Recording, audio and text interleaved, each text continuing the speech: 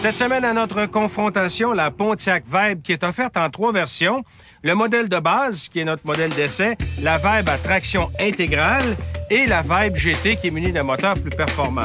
Les prix varient entre 20 et 34 000 $. Notre Vibe est munie de la boîte automatique à 4 rapports et du groupe équipement électrique. Son prix est de 22 700 $. La moyenne de consommation annoncée par le constructeur, 7,3 litres au 100 km. Bon, maintenant, on débute notre essai routier. On est sur la piste avec la Pontiac Vibe. Et la Vibe est une voiture à vocation sportive, familiale, un peu un mélange des deux.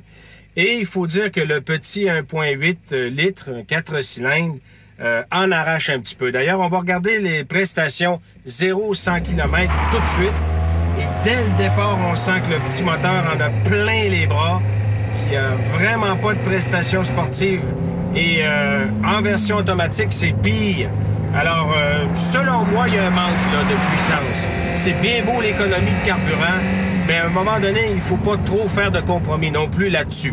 Alors, ce qu'il faut dire, c'est que si vous optez pour la Vibe et que vous voulez avoir une certaine prestation sportive ou au moins un comportement routier agréable, allez-y avec la transmission manuelle à 5 rapports. Avec l'automatique, 0-100 km/h, c'est fait en 12,3 secondes. C'est trop lent. Pas lent, beaucoup trop lent.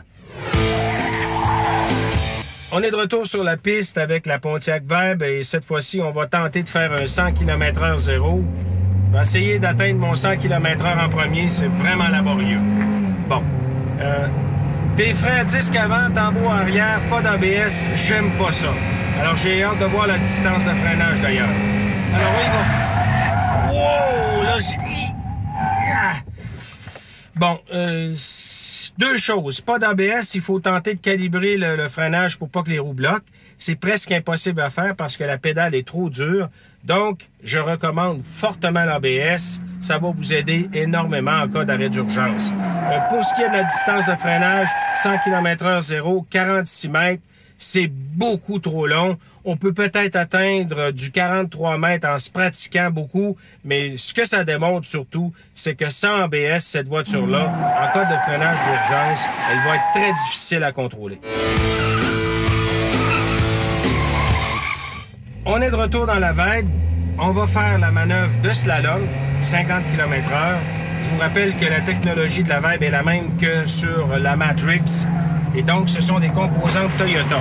Et ça paraît. La suspension est molle, le devant tend à sous-virer et la conduite manque de précision. Donc, on a un look sport, mais certainement pas un comportement routier sportif. Allons-y maintenant avec la Vibe dans l'évitement d'obstacles, 50 km/h. On change de direction subitement. Pas d'ABS, frein tambour arrière, et c'est ça le problème. C'est que là, on freine d'urgence. Comme c'est difficile de calibrer la pédale de frein, on bloque les roues, la voiture continue tout droit, et là, on peut pas éviter l'obstacle. C'est pour ça, d'ailleurs, que je vous recommande fortement d'opter pour l'option du freinage anti-blocage. C'est une question de sécurité. Pour ce qui est du comportement comme tel, c'est la même chose que tout le reste sur la piste qu'on a constaté précédemment, c'est-à-dire une suspension molle et un comportement routier très ordinaire pour une voiture qui a des prétentions beaucoup plus sportives. La Pontiac Vibe propose une formule qui allie bien le design sportif et l'aménagement intérieur ultra fonctionnel. Économe de carburant et très fiable, elle représente, malgré son moteur anémique, un bon choix pour une petite famille à la recherche d'un excellent rapport qualité-prix. Elle est donc recommandée par RPM.